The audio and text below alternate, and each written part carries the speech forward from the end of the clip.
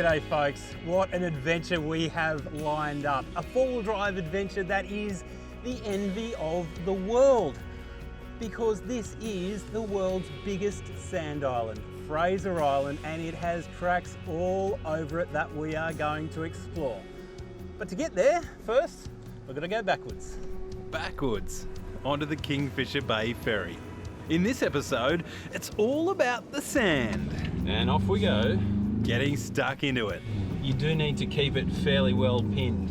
Getting stuck in it. It's not bad enough getting recovered, it's getting recovered on TV. That sucks, doesn't it? And helping others get out of it. Thanks very much, mate. No worries. Pleasure. We'll see the island in all its majesty. Only the most adventurous that actually make it up this far. The marine life. The wildlife. Ah, look at this old guy here. The forces of nature. Whoa, check that out. A place to share with others. Back your 4B up to one of the most beautiful crystal clear watercourses in the world. Or be completely alone. I am the only bugger here. My trip begins travelling from Hervey Bay to Fraser Island. I'll then go back and forth across the island. First to the east coast, and then north to Orchid Beach, then back west to Wathumba, and then up to Sandy Cape, checking out Eli Creek, the Maheno Wreck, the Pinnacles, and some four-wheel drive hotspots along the coast. We'll finish up at the glorious Lake Boomingin. And the adventure begins crossing the Great Sandy Strait on the Kingfisher Bay Ferry, with my Ford Ranger on board. There is such a sense of anticipation heading over to Fraser Island. This is bucket list territory for any red-blooded four-wheel driver. And even people like me who have been here over a dozen times, I can't wait to get back. You can stay in your vehicle for the crossing or head upstairs where there's a fully enclosed seating area and a small cafe. The ferry ride costs $180 return and takes under an hour. On the other side, there's a long jetty and an asphalt road which ends on the other side of a resort. That's where the sand and the fun really begins. For many, Fraser Island will be their proper sand driving christening. But I tell you what, sometimes it's jumping into the cauldron because there's some really serious challenges here, because the nature here is just so diverse. You'll be driving through soft, fluffy sand in the central parts of the island. Then you've got tidal beaches, tidal water crossings. You've even got rocky sections that you can cross up the beach. These are all pretty serious A-grade challenges. And the last thing that you want to do is to have the humiliation of having your 4x4 being skull dragged across Fraser Island the whole way. It will be very humiliating for you. But I promise you, if you watch to the end of this episode, I will show you how to keep your dignity intact. I'm taking the most direct route across the island, following the signs to Eastern Beach. This stretch outside the Kingfisher Resort is known to the locals as the 4.1, which refers to the first 4.1 kilometres, considered the most challenging, especially for newcomers to four-wheel driving. A lot of four-wheel driving is about trying to act preemptively, to try and work out what is going to be up ahead, selecting the right modes in your vehicle and preparing your vehicle for what might be up ahead. Now, I'm going to use the knowledge from the ranges and stuff that I've heard and the track talk saying that this first 4 kilometres is rather rough and rather horrible at the moment.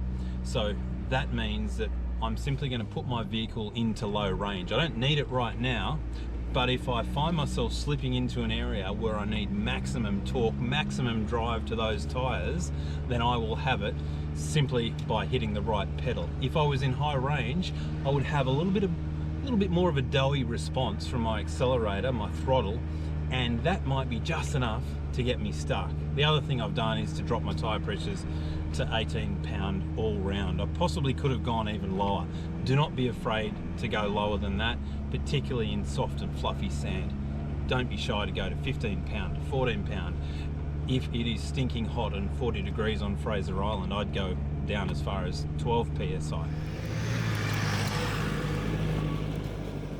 Looks like we've got our first victim up ahead. Looks like there's a Discovery who has succumbed to the sand. G'day mate, how are you? Good, thanks. Get stuck? This is Renee. He's a mechanical engineer from Brisbane, but all his expertise isn't going to get him out of this. He's got himself and his Discovery stuck pretty deep. What is going to help is a kinetic rope and 500 Newton metres of torque, courtesy of my Ford Ranger. Okay, so we're just going to hook up our kinetic rope to the back end of the Discovery and just give him a gentle pull backwards. Okay, so I'm just going to try and gently pull him backwards. I'm going to throw in my rear differential lock to give me plenty of traction. There's no real speed required here. You don't want a big shock load, so okay, I can see the tension coming up now. Now I'll give it good general throttle. And out she comes. As simple as that. Renee and his missus are now all set to continue on their way. No worries, my pleasure, my pleasure. Have a good day. Your 4x4 will be asked to work a little bit harder in the soft sand, kicked up and around on these busy cross-island routes. You do need some level of skill, traction and clearance to negotiate a few of the big ruts and routes. Some of these trails are really seriously lumpy around here, and it's essentially caused by people that have got bogged and have not filled the truck in. So here we go, we've got one of those situations right now, and I'm just really working to get through here. So the car really had to work hard. I can see a few more coming up, so what I'm going to do is pop in my rear differential lock and see how it goes through the next batch. And it is just that little bit smoother, and that is what you're after with your 4x4. Mechanical sympathy. You don't want any shocks, any shock load, any jolts, I suppose, because when you get that, it's then when you're going to do some damage to CV joints, to axles. And now you can just idle through, because the trick with four-wheel driving is to do it often as slow as possible and save your vehicle so you can drive it to work on Monday. Next, one of the greatest beach drives in the world. Which is a beautiful sand superhighway. A wildfire raging inland reaches the coast. Whoa, check that out. We meet Fraser's most famous resident. Look at this old guy here. Find some fun four-wheel driving. You do need to keep it fairly well pinned. And a day I wanted bottom. And this is it, Sandy Cape.